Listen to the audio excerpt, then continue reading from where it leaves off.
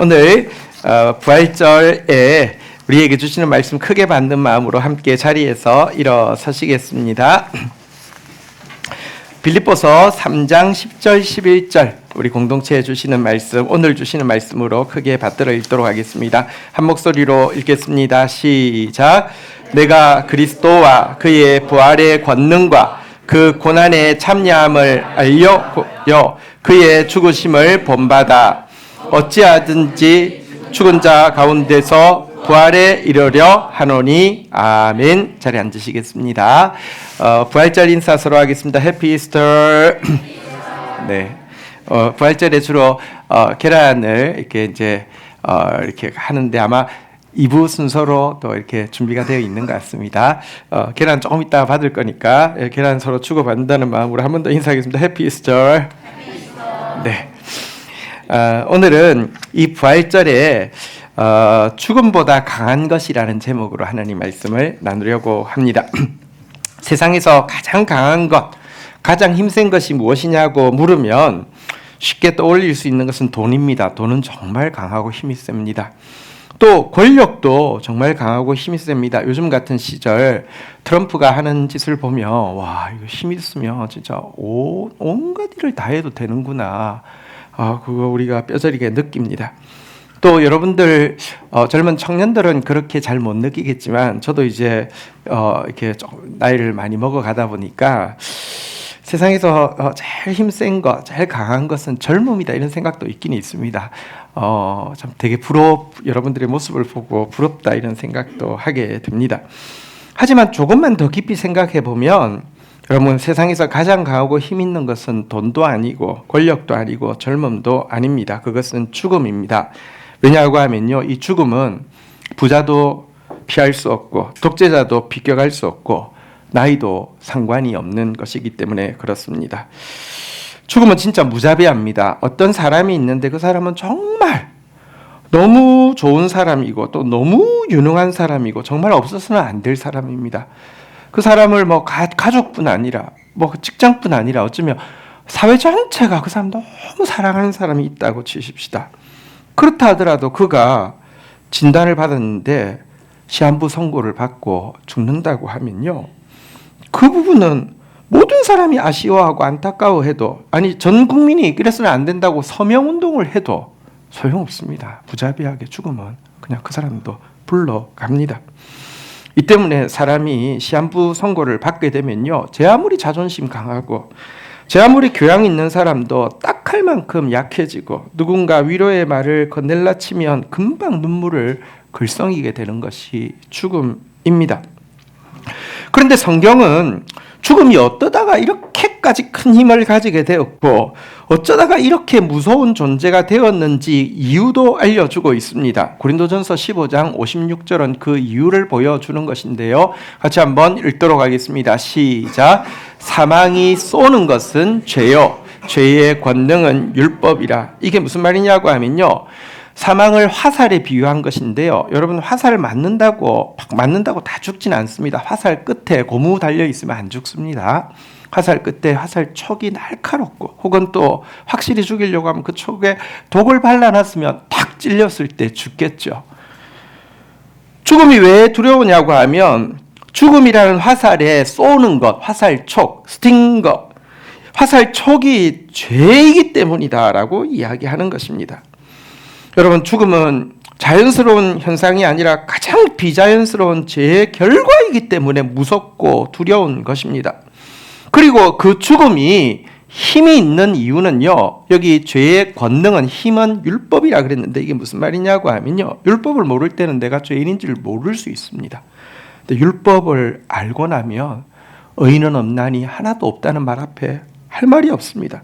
모든 사람의 입을 막고 온 세상으로 하나님의 심판 아래 있게 하는 것이 율법이라고 그랬습니다. 그래서 율법을 보면 마치 앞에 화살 촉이 있어서 손으로 탁 던졌다고 안 죽을 겁니다. 근데 이 화살 시위가 진짜 탱탱한 시위를 이렇게 당겨서 이렇게 탁 놓는 순간 박히면 죽잖아요. 그죠? 율법이 우리를 죽음에 이를 수밖에 없는 우리를 죽을 존재라는 걸 알게 하고 실제로 죽게 만드는 것이다. 이렇게 이야기하고 있는 것입니다. 그런데 오늘은 어떤 날이냐고 하면 예수님께서 이 가장 강한 죽음과 이 죽음에다가 힘을 주는 쏘는 것인 사망의 권세를 이기고 다시 사신 날입니다. 죽음을 무섭게 만드는 죄값을 홀로 감당하심으로 말미암아 우리로 하여금 우리가 죄인임에도 불구하고 죄를 향하여서 이렇게 외칠 수 있게 해주신 날입니다. 누가 능히 하나님께서 택하신 자들을 고발하리요 의롭다 하시는 이는 하나님이시니 누가 정죄하리요 죽으실 뿐 아니라 다시 살아나는 이는 그리스도 예수시니 그는 하나님 우편에서 우리를 위하여 간구하시는 자니라 라고 이야기하면서 죄를 향해서 호통칠 수 있게 되었고요.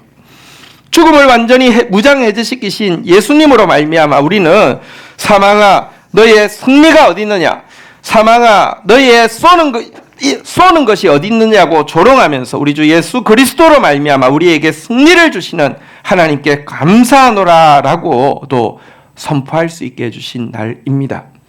예수님의 부활의 의미는 우리가 잘 아는 의미는 이것입니다.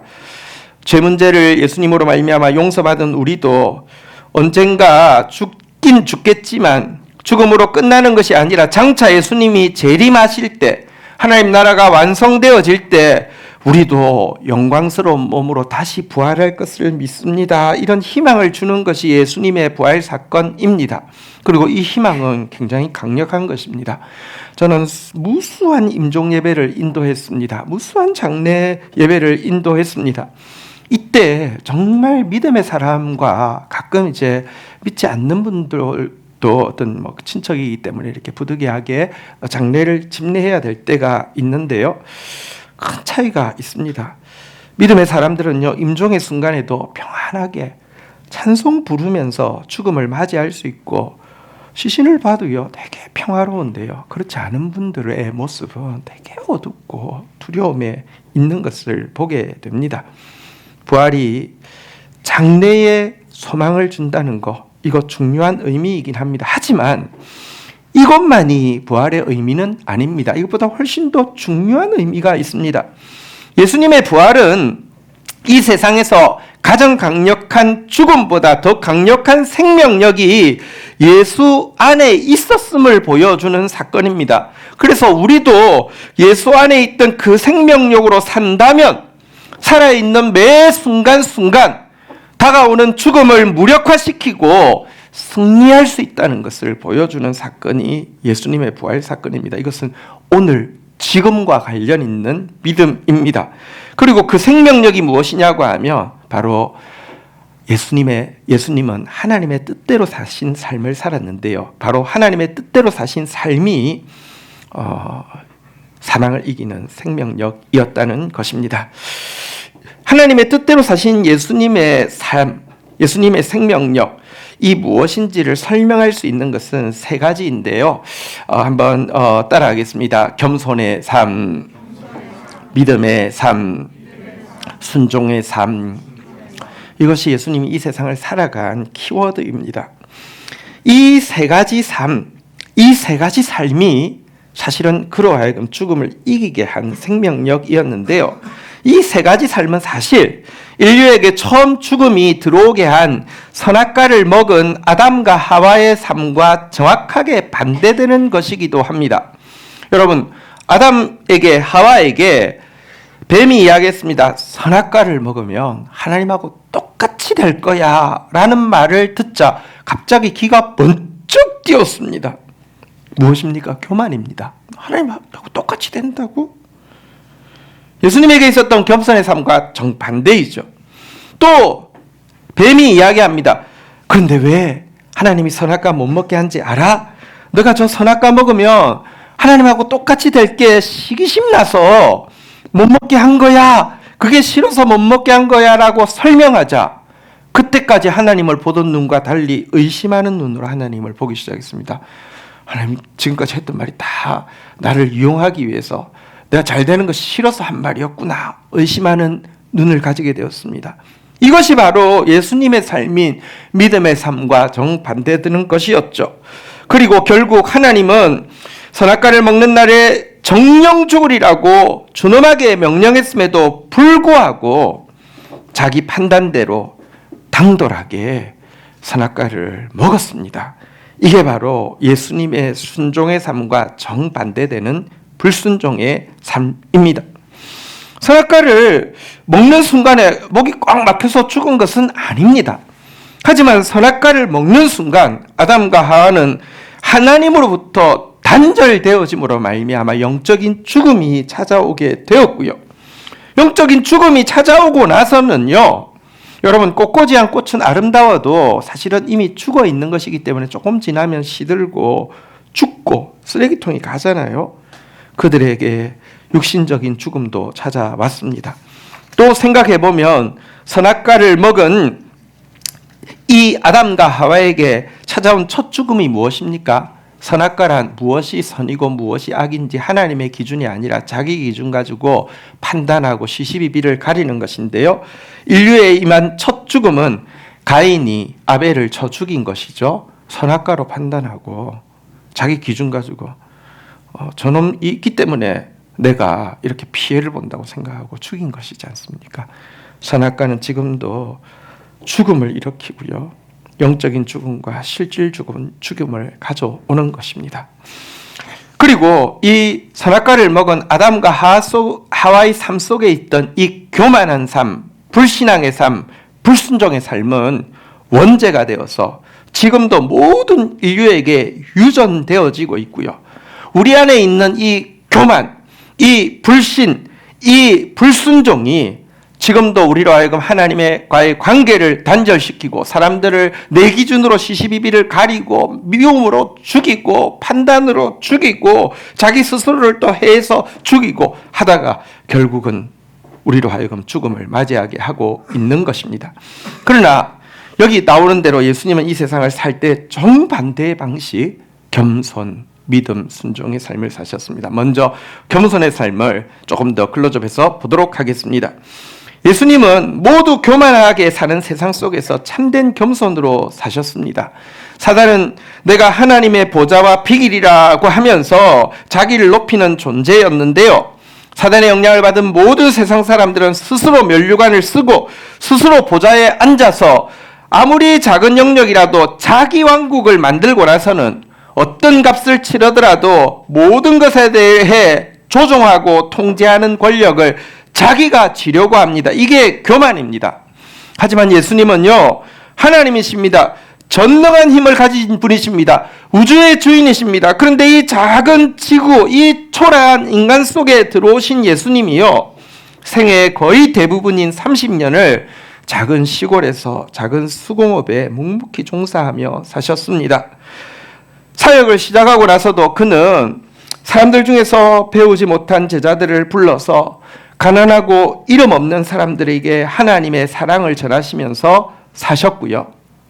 그리고 정말 초라하게 겸손하게 죄인 중에 중간에 달려서 죽임을 당하셨습니다. 사단은 예수님에게 제안했습니다. 한 번만이라도 자기에게 쑥이면, 아니 저라는 신용만이라도 하면 모든 나라를 다스리는 권세를, 너 마음대로 할 수 있는 권세를 주겠다라고 유혹했습니다. 그러나 겸손하신 예수님은 그에 대해서 이렇게 답변하셨습니다. 경배를 오직 하나님께 드리며 다만 그를 섬기라 라고 선언하셨습니다. 정말 겸손한 삶을 사셨습니다. 두 번째, 믿음의 삶을 사신 것을 한번 돌아보겠습니다. 예수님은 불신앙으로 가득 찬 세상 속에서 믿음으로 사셨습니다. 사람들은 믿지 않습니다. 온갖 의심과 꼬리표를 붙이면서 서로가 서로에 대해서 믿지 않는 삶을 살고 있습니다. 하나님에 대해서도 마찬가지입니다. 하나님을 믿는다고 하면서도 왜 그렇게 염려가 없어지지 않고 자꾸 의심이 되고 불안하냐고 하면 우리 속에 있는 하나님을 향한 뿌리 깊은 의심 때문에 그렇습니다. 불신앙 때문에 그렇습니다. 하지만 예수님은 우리와 똑같은 삶을 사셨지만 하나님이 선한 분이심을 절대로 놓치지 않았고요. 사람이 하나님께서 아름답게 만드실 계획을 가지고 있는 소중한 존재라는 믿음도 절대로 포기하지 않았습니다. 절대 변화되지 않을 것 같은 사람들, 어떤 때는 그의 제자들마저 사탄처럼 추악해 보였지만 그들 안에서 하나님의 형상을 보셨고 그들의 변화를 믿었고 그들의 변화를 기다려 주었습니다. 심지어 인류 전체의 죄를 위하여 십자가에 달린 순간에도 빌라도는 뭔가 찜찜해서 나는 이 죽음과 아무 상관없다고 손을 씻을 때에 유대인들은 나서서 외쳤습니다. 저의 피를 우리와 우리 자손에게 돌리소서라고 외치고 있었습니다. 그 순간마저도 예수님은 아버지여 저들의 죄를 용서하여 주십시오. 저들은 자기가 무슨 말을 하는지 알지 못합니다라고 하면서 그들을 향한 믿음을 포기하지 않았습니다. 모두 불신하는 세상, 모두 마음을 열지 않는 세상 속에서 예수님은 마음을 활짝 여시고 모든 것을 믿으며 모든 것을 바라며 모든 것을 견디는 참된 믿음의 삶을 사셨습니다. 세 번째로 순종의 삶을 보도록 하겠습니다. 예수님은 모두 불순종하고 모두 자기 기준과 자기 판단대로 행하는 세상 속에서 참된 순종으로 사셨는데요. 그의 순종이 가장 극적으로 나타난 곳이 십자가이죠. 골고다를 향해 나아가시려는 예수님께 사단은 그 길을 가지 말라고 계속 참소했습니다. 너가 십자가 진다 해도 사람은 변하지 않을 것이라고 참소했습니다. 너가 십자가 진 이후에도 사람들은 여전히 사랑이 없을 것이라고, 하나 되지 못하고 분열할 것이라고, 그리고 믿는 자들의 모임인 교회는 시간이 지날수록 교만한 자들이 좌지우지하고 거짓된 자들이 큰 소리를 치는 집단이 될 것이라고 하면서 예수님 이후에 수천 년의 교회사를 그림으로 쫙 보여주면서 예수님께 이야기했습니다. 헛수고하지 마. 헛된 길이야. 그만둬라고 이야기했습니다. 심지어 십자가에 달려있을 때에도 사람들의 입을 통하여서 외쳤습니다. 네가 하나님의 아들이며 내려와 보라고. 그러면 믿겠노라고.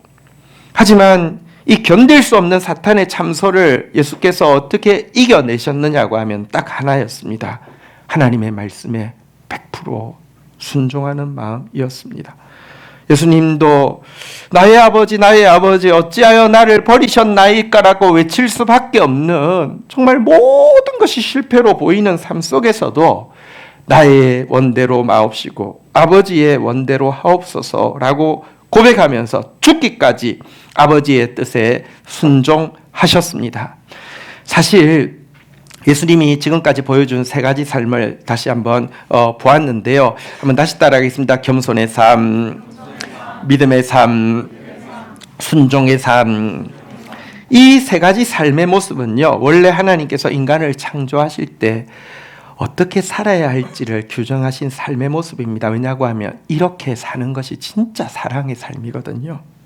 그리고 이렇게 사는 것이 진짜 생명으로 충만한 삶을 살 수 있는 비결이거든요. 물론 이런 삶을 살았을 때 예수님의 결론을 보면 이 죄악된 세상 가운데 죽음으로 끝나는 것 같았습니다. 사탄의 말이 맞았던 것 같습니다. 겸손하게 살고 믿음으로 살고 순종으로 살았더니 십자가에서 비참하게 죽는 것으로 끝난 것처럼 보입니다. 그러나 이렇게 사신 예수님의 삶은 죽음으로 끝날 수 없었고 죽음을 깨트릴 수밖에 없는 생명력이 있었다라고 성경은 이야기합니다. 사도행전 2장 24절이 그런 의미입니다. 같이 한번 읽어볼까요? 시작. 하나님께서 그를 사망의 고통에서 풀어 살리셨으니 이는 그가 사망에 매여 있을 수 없었습니다. 하나님께서 예수님을 왜 부활시켰느냐고 하면 그 이유는 그가 도저히 그 안에 있는 생명력이, 그 안에 있는 하나님의 뜻대로 사신 겸손의 삶, 믿음의 삶, 순종의 삶이 결코 사망이 이렇게 억누르거나 사망이 꼭 매어 있을 수 없는 것이었기 때문에 사망을 깨트리고 부활하셨다라고 이야기하고 있는 내용입니다. 비유하자면 여러분 겨울철에 땅이요 얼어붙으면 이거 막 돌덩어리 같습니다. 그런데요, 그 땅 밑에 생명이 있는 씨앗이 있으면요, 때가 되면요, 이 씨앗이 이 흙을요 뚫고 균열을 일으키고 나와서 싹을 틔우듯이 하나님의 뜻대로 사신 예수님의 삶의 생명력은 도무지 사망이 메어둘 수 없는 것이었다 있다라는 의미입니다. 바로 이 예수님께서 걸어가셨던 길, 십자가의 길이 참으로 생명역의 길, 생명나무의 길입니다. 선악과의 길과 생명나무의 길을 한번 비교해 보겠습니다. 선악과의 길은 교만하게 살아야지 사는 것이라고, 의심하면서 살아야지 속지 않는다고, 거역하면서 살아야지 당당하게 살 수 있다라고 이야기하면서 이것이 생명의 길이라고 이야기하고 있고요. 예수님이 우리에게 생명을 주시기 위해서 지셨던 나무, 십자가의 길, 생명나무의 길은 예수님처럼 겸손, 믿음, 순종으로 사는 것이 생명의 길이라고 이야기해주는 진리입니다.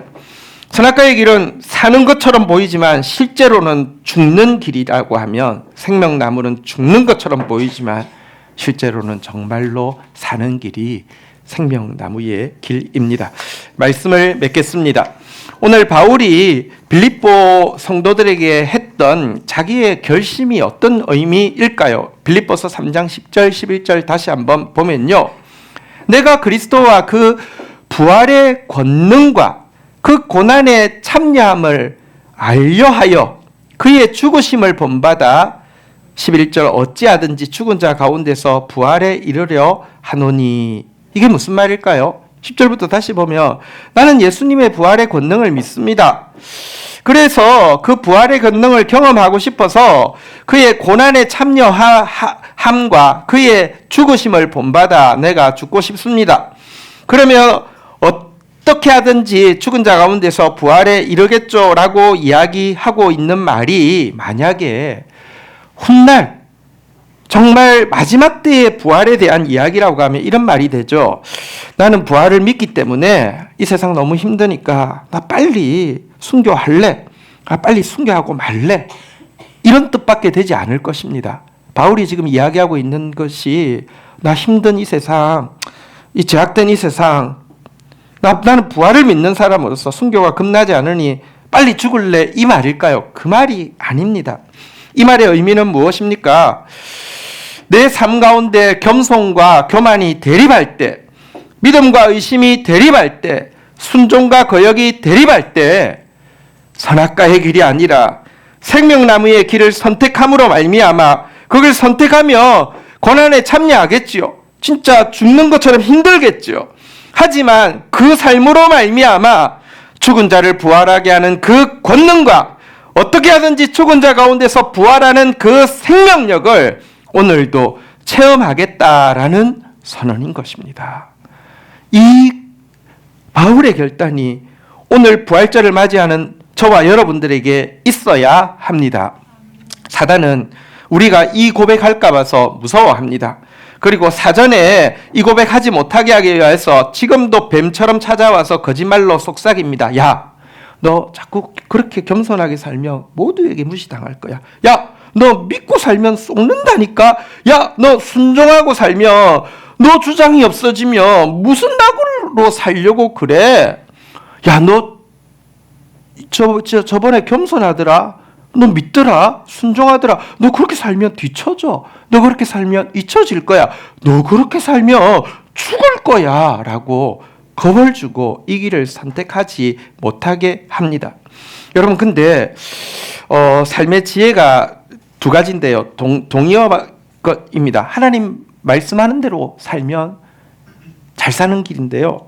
그걸 잘 모르겠으면 사단이 하는 말 반대로만 하면 여러분 잘 사는 길입니다. 사반꿀 아세요? 사단 반대로 하면 개꿀이다, 이 말입니다. 그러니까 여러분, 사단이 여러분들에게 계속 심어주는 말은 교만, 의심, 거역입니다. 반대로 해보십시오. 그때 바울처럼 십자가의 길, 생명나무의 길, 겸손, 믿음, 순종 붙잡고 나아가면 죽는 것처럼 보이지만 당장은 결국은 죽음을 이기고 부활하는 길임을 똑똑히 경험하게 될 것입니다. 신자들 중에 솔직히 부활을 안 믿는다고 주장하는 사람은 없지만 신자들을 보면요, 정말 삶 가운데서 부활을 이 매일 경험할 수 있는 부활을 경험하고 사는 신자들이 너무 드뭅니다. 겸손과 교만이 부딪힐 때 항상 교만의 길을 택하더라고요. 믿음과 의심이 싸울 때 항상 의심이 승리하고요. 순종과 불순종이 마음에 갈등을 일으킬 때 불순종이 항상 우세한 것으로 끝나더라고요. 그래서 실질적인 생명은 경험하지 못하는 것으로 신앙생활을 하는데요. 여러분들 신앙생활 한 지 10년, 20년, 30년, 아니 나중에 죽을 때까지 부활을 믿습니다라고 하지만 실질적인 삶에서 진짜 생명의 능력을 못 맛본다고 하면 여러분 정말 나중에는 부활할까요? 여러분 정말 살아있다는 것을 무엇으로 증명할 수 있겠습니까? 겨울에 나무를 보면 진짜 죽은 것 같아요. 좀 부지런한 사람은 죽었네 하고 잘라버릴 것 같아요. 그런데 아는 사람은 자르지 마세요. 안 죽은 거예요. 그 말이 맞는지 어떻게 알 수 있습니까? 봄이 되면요 여지없이 죽었던 것 같은 나무에서 싹이 나오고 꽃이 피어서 스스로를 증명하지 않습니까? 우리가 부활주일마다 부활을 믿습니다. 그것으로 부족합니다. 싹이 나야 합니다. 꽃이 피어야 합니다. 어떻게 해요? 한번 따라하겠습니다. 겸손의 삶, 믿음의 삶, 순종의 삶. 이 시대는 죽음이 가득 찬 시대입니다. 정말 여러분 온 세계에 죽음이 가득 찼고요. 심지어 교회 안에 사단의 참소대로요. 거짓이, 미움이, 교만이 큰 소리치는 시대를 살고 있습니다. 정말 죽음 같은 세상을 살고 있습니다. 하지만 여러분 한 사람 바울처럼 예수님의 길을 가는 한 사람이 있으면 죽음보다 강함이 있음을 증명하게 될 것이고요. 그 생명은 절대로 머물러 있지 않고요. 퍼져나가서 온 세계를 변화시킬 것입니다. 그리고 주님 나라가 완성되어질 것입니다. 죽음보다 강한 것이 있음을 보여주고 증명하고 누리고 생명을 흘려보내는 우리 믿음의 청년부 되기를 주의 이름으로 축원드립니다. 자리에서 일어서시겠습니다. 우리 생명나무의 길, 십자가의 길 함께 걸어가자고 서로 격려하면서 축복하면서 이 찬양 부르도록 하겠습니다.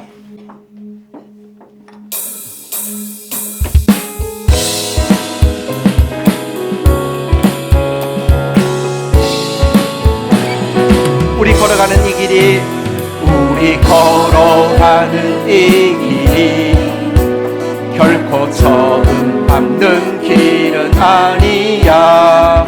수천 년 동안 온 땅 곳곳에서 주님 따른 흔적이 우리 바울의 길을 따라갑시다. 우리 걸어가는 이 길이 낯설고 두려워 보일지라도 삶의 무게를 들고 흘러들어오는 주님 부활의 생명을 봐. 아멘. 우리 함께 손잡고 가세. 조금 떨리고 어려울지라도 주님 부르신 그 감격 붙잡고 손잡고 함께 가세. 우리 함께 손잡고 가세. 때론 더디고 힘겨울지라도 주님 부르신 그날을 향하여 겸손의 길, 믿음의 길, 순종의 길 갑시다. 우리 다시 한번 고백하며 나가겠습니다. 우리 걸어가는 이 길이 결코 처음 밟는 길은 아니야. 수천 년 동안 온 땅 곳곳에서 주님 따른 흔적이 있으니 우리 걸어가는 이 길이 낯설고 두려워 보일지라도 삶의 무게를 들고 우려들어오는 우리는 함께 이 길을 가기 위해서 격려하는 사람들입니다. 우리 옆에 분 손잡고 우리 같이 한번 고백할까요? 손잡겠습니다. 우리 함께 걸어가세. 소름 들이고 어려울지라도 주님 부르신 그 감격 붙잡고 손 손잡고 함께 가세. 아멘. 우리 함께 손잡고 가세. 좁은 논이 온더울지라도 주님 부르신 그 강을 지향하여 손잡고, 우리 한번 더 고백하겠습니다. 우리 함께 손잡고 가세. 우리 함께 손잡고 가세. 아멘. 조금 느리고 어려운 우리 교만의 길 가지 맙시다. 우리 불신앙의 길 가지 맙시다. 우리 불순종의 길 가지 맙시다. 예수님 가셨던 그 길 힘들어서 따라갑시다. 우리 겸손하게 삽시다. 우리 믿음으로 삽시다. 우리 순종하며 삽시다. 어려울지라도 주님 부르실 그날을 향하여 손잡고 함께 가세. 손잡고 함께 가세. 손잡고 함께 가세. 손잡고 함께 가세. 우리 옆에 분들에게 이야기합시다. 손잡고 함께 갑시다. 자리에 앉으시겠습니다. 이 시간 같이 한번 기도하는 시간 가지도록 하겠습니다. 여러분, 죽음은 진짜 강한 건 맞습니다. 그러나 우리에게 확실한 소망이 있습니다. 부활의 그날 우리 주님과 함께 왕도로 사는 자로 영광스러운 몸으로, 지금과는 비교할 수 없는 몸으로 부활하게 될 것입니다. 이 소망을 가진 자마다 예수님의 깨끗하신 것 같이 자기를 깨끗하게 한다고 했는데요, 하나님 참된 부활의 소망 가진 자로서 그날이 올 때까지 정결하게 주님 뜻대로 사는 삶, 선한 일에 힘쓰는 삶 되어질 수 있도록 도와주시옵소서. 또 뿐만 아니라 내 매일의 삶 가운데 원죄를 부인하고 선악과의 길을 부인하고 모두 교만하게 산다 할지라도, 모두 의심으로 산다 할지라도, 모두 거역하며 산다 할지라도 나는 예수님이 걸어가셨던 그 길 겸손으로 살며 믿음으로 살며 순종으로 살게 하여 주시옵소서.